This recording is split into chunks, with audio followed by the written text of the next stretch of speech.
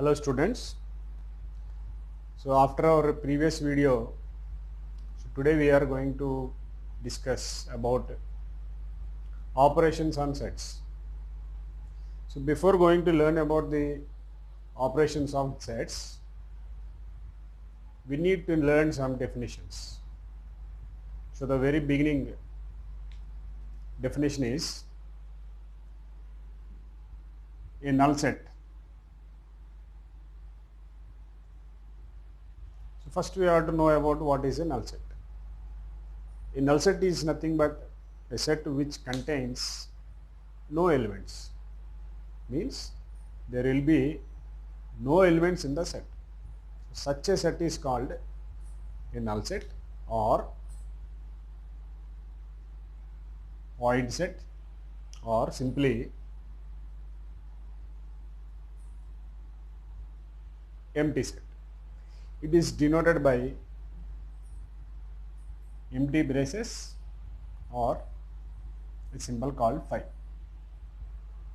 So that is the first one, null set. So the second one is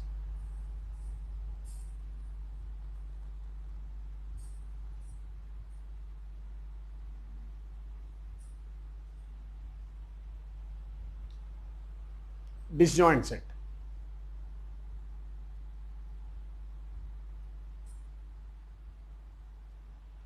What is a disjoint set? Again, disjoint set means if we consider two sets, suppose A and B, there will be no elements common in both the sets.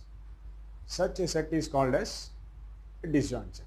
For example, set of, let us consider A is a set of all even numbers 2, 4, 6, 8 and B is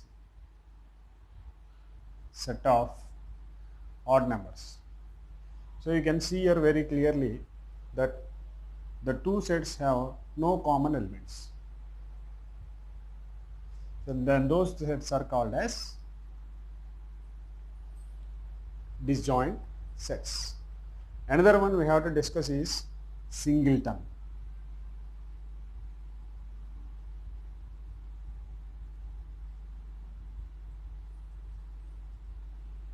What is a singleton set? So the singleton means, as the name suggests here, single means there will be only one element in the set. So for example, if we consider natural numbers 1, 2, 3, 4, 5 and the prime numbers 2, 3, 5, 7. In these two sets, what is the common element here? 2. So 2 is called the only even prime number. So in this set of even prime, we will find only one element, that is 2. Then such a set is called as singleton set. So we have just discussed about what is a null set, disjoint set and singleton set. Now we will see about operations on sets. Just like we have basic 4 arithmetic operations like addition, subtraction, multiplication and division, here also on sets we will see some operations. So operations on sets.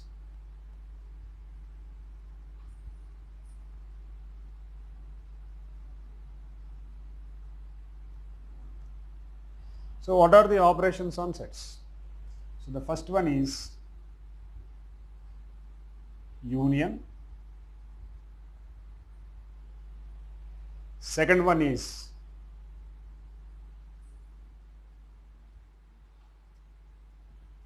intersection and third one is difference.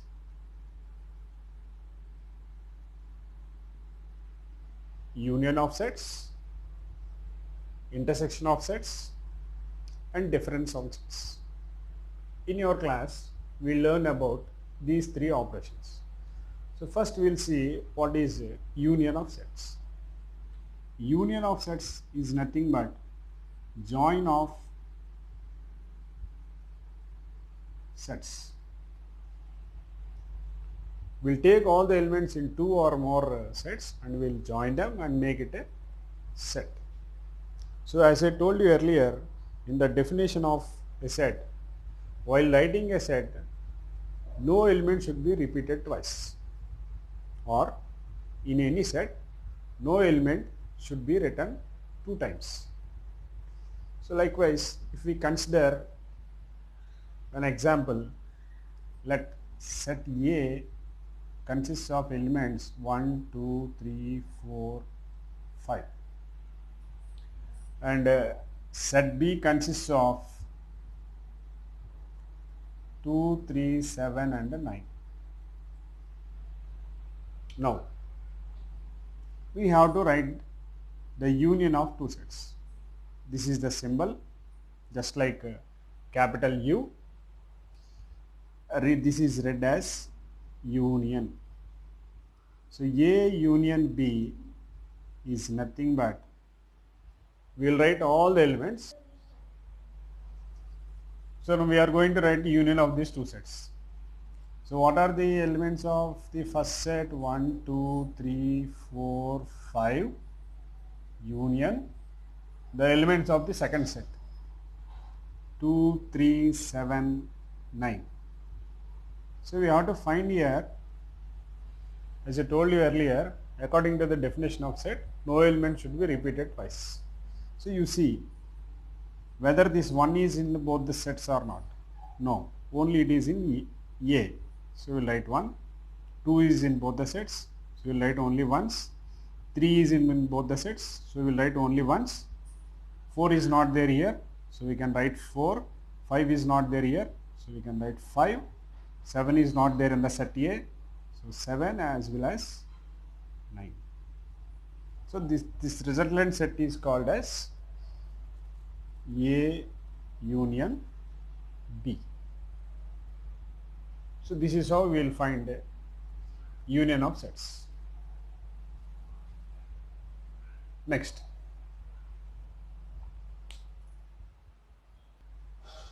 now we will see the intersection of sets. First we will see the definition of the intersection. The second operation is intersection of sets. So first we will see the definition of intersection. Only the common elements from both the sets is considered. So the symbol of the intersection is inverted U. Unlike we have written in union of sets, it is inverse U. So for example, there is a set A which contains 3, 6, 9, 12, 15 and so on, and set B consists of elements 6, 12, 18 and 24. Now we have to find the intersection of these two sets. So now A, the symbol, B is equal to, what are the elements of set A? We have to write 6, 9, 12, 15, 6, 12, 18 and 24. So now, according to our definition, we have to consider only the common elements from both the sets. So A intersection B is equal to, we have to take only common elements. So 6 is here and as well as 6 is also here, and 12 is here, one more 12 is here. So 6, 12 is the intersection of the sets A and B. Like this, we will consider one more example. Set A consists of elements 2, 4, 6, 8, and set B consists of elements 1, 3, 5, 7. Now we have to find the intersection of these two sets. So A intersection B is equal to 2, 4, 6, 8, 1, 3, 5, 7. So what is the definition of intersection of sets? We have to consider only the common elements from both the sets. So if we can find any common element here, hardly we can say there are no common elements. So according to our definition, as I told you earlier, when there are no common elements in both the sets, then we call them as disjoint sets. So whenever we apply intersection to disjoint sets, then the answer will be a null set or empty set or otherwise void set. There are no common elements in both the sets. That's why it is an empty set. Next, the third operation is difference of sets. So while going to learn about this difference of sets, we'll take some basic example. I think you might all remember that when you went to school in your lower classes, when teachers introduced you about the subtraction, they will give you some pictorial representation and striking off like that. So just I want to remind you the same process. For example, if you are asked to subtract 2 from 4, just imagine you are in class 2 or class 3. So the teacher will teach you like this. So there are 4 objects. I took them as lollipops. 4 lollipops are there. So you are asked to give 2 to some your friend or your sister or brother. So what you will do? You will take 2 from which you have. So then how many are remaining? 2 are remaining. So we will count how many lollipops are remaining with us. Then you can see 1 and 2. That is the answer. So while subtracting 2 from 4, the answer is 2. The very similar process we are going to do with sets. So here I have already considered an example. So we will find P difference Q. So that is nothing but 1, 2, 3, 4, 5 difference 4, 5, 6 and 7. So here first we have to identify what are the common elements in both the sets. After identifying the common elements, we have to cancel only in the first set, just like we have done in this example. We have to cancel only in the first set, that is set P. So here 4 is there, in the set Q 4 is also there, 5 is here and here also 5 is there. So we will cancel those common elements only in the first set, not here, in the first set, that is 4 and 5. Now you count what are the remaining elements, 1, 2 and 3. So the difference between P and Q is set of 1, 2 and 3. So these are the very simple and basic examples I have considered. We will see some special cases in difference as well as intersection of the sets in our next video. Thank you, students.